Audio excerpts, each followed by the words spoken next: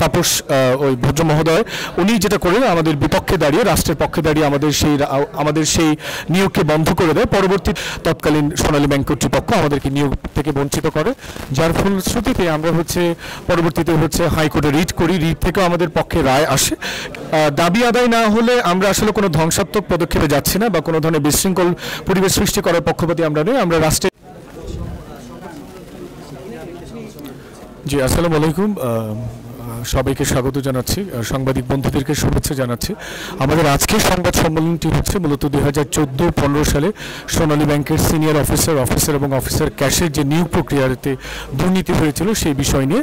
আমরা এখানে যারা আজকে সমবেত হয়েছে তারা সবাই প্রিলিমিনারি রিটেন এবং ভাইভা পরীক্ষায় উত্তীর্ণ হওয়ার মাধ্যমে চূড়ান্ত মেধা তালিকায় স্থান করে নিয়েছিলাম। কিন্তু 438তম বোর্ড রেজলিউশনে যে প্যানেলটা করার কথা ছিল চূড়ান্ত নিয়োগের পরে, সেই প্যানেলে 1271 জনকে নিয়োগ দেওয়ার কথা থাকলেও তৎকালীন সোনালী ব্যাংক কর্তৃপক্ষ আমাদেরকে নিয়োগ থেকে বঞ্চিত করে, যার ফলশ্রুতিতে আমরা পরবর্তীতে হাইকোর্টে রিট করি। রিট থেকেও আমাদের পক্ষে রায় আসে, কিন্তু সেই রায়ের বিপক্ষে রাষ্ট্রপক্ষে গিয়ে ব্যারিস্টার তাপস ওই ভদ্র মহোদয় উনি যেটা করেন আমাদের বিপক্ষে দাঁড়িয়ে রাষ্ট্রের পক্ষে দাঁড়িয়ে আমাদের সেই নিয়োগকে বন্ধ করে দেয়। পরবর্তীতে সোনালী ব্যাংক কর্তৃপক্ষ আবার একটি 1271 জনের প্যানেল থেকে মাত্র 32 জনকে নিয়োগ দিয়ে পুরো প্যানেলটা বন্ধ করে দেয় এবং আমাদের সাথে প্রহসনমূলক একটি কাজ করে। সেটি হচ্ছে যে 2016 সালে ব্যাংক এবং আর্থিক প্রতিষ্ঠান বিভাগ থেকে একটি চিঠি ইস্যু করা হয়। সেখানে বলা হয় নিয়োগের 3 বছর হয়ে যাওয়াতেই নিয়োগ প্রক্রিয়াটা বন্ধ করে দেওয়া হবে, এবং যেটা আমরা দেখতে পেয়েছি 2015 সাল থেকে 2016 সালের মধ্যে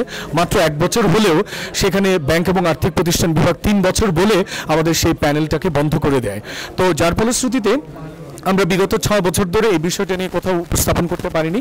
আমাদের চূড়ান্ত নিয়োগ যে নিশ্চিত নিয়োগ অর্থাৎ আমাদের জয়েন করার কথা ছিল, সেক্ষেত্রে ব্যাংক আমাদের সাথে প্রহসন করে এই নিয়োগটাকে রাষ্ট্রীয় ষড়যন্ত্রের মাধ্যমে বন্ধ করে দিয়েছিল।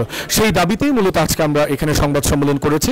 আমরা আশা করছি মাননীয় অর্থ উপদেষ্টা মহোদয়, মাননীয় আইন উপদেষ্টা মহোদয় আমাদের প্রতিনিধিদের সাথে বসে এই বিষয়টা সুরাহা করবেন এবং আমাদের যারা চূড়ান্ত মেধা তালিকায় উত্তীর্ণ হয়েছিল সেখান থেকে আমাদের দ্রুত নিয়োগের ব্যবস্থা করবেন। দাবি আদায় না হলে আমরা আসলে কোনো ধ্বংসাত্মক পদক্ষেপে যাচ্ছি না বা কোনো ধরনের বিশৃঙ্খল পরিবেশ সৃষ্টি করার পক্ষপাতী আমরা নই। আমরা রাষ্ট্রের সর্বোচ্চ উপদেষ্টা মহোদয়ের সাথে অর্থাৎ প্রধান উপদেষ্টা মহোদয়ের সাথে সাক্ষাৎ করবার চেষ্টা করব। একই সাথে আইন উপদেষ্টা মহোদয় থেকে শুরু করে অর্থ সচিব, ব্যাংক এবং আর্থিক প্রতিষ্ঠান বিভাগের মাননীয় সচিব মহোদয়ের সাথে আমরা কথা বলবার চেষ্টা করব এবং আমরা বাংলাদেশ ব্যাংকের গভর্নর স্যারের সাথেও কথা বলবার চেষ্টা করব, যেহেতু এটা একটা সেটেলড ইস্যু। 438তম বোর্ড সভায় আমাদের অনুমোদন দেওয়া হয়েছিল নিয়োগের জন্য, কিন্তু সেই নিয়োগটাকে বন্ধ করে দেওয়া হয়েছে। সুতরাং সংশ্লিষ্ট কর্তৃপক্ষ যদি বিষয়টাকে দেখেন তাহলে সেটি 1 মিনিটের মধ্যে সুরাহা করা সম্ভব বলে আমি মনে করি। ধন্যবাদ।